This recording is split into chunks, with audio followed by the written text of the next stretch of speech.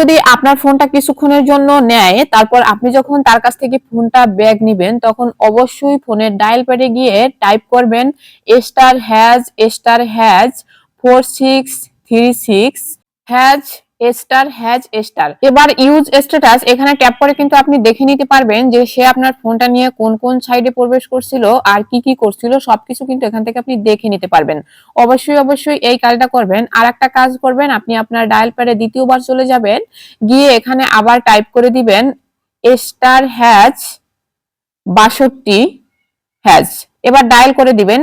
এবার আপনি দেখবেন যে এখানে কতগুলো অপশন এসেছে। এখানে যদি কোনো নাম্বার দেখা যায় তাহলে বুঝবেন অবশ্যই আপনার ফোন থেকে কোনো কিছু সে ট্রান্সফার করছে, আপনার ভয়েস শোনার জন্য অথবা আপনার ফোন কল শোনার জন্য অথবা রকেট, বিকাশ। তো এখানে আপনি মোট কথা হচ্ছে যদি কোনো নাম্বার দেখতে পান তাহলে আপনি বুঝতে পারবেন যে কোনো কিছু একটা করা হয়েছে, তখন অবশ্যই আপনি সেটা কেটে দিবেন।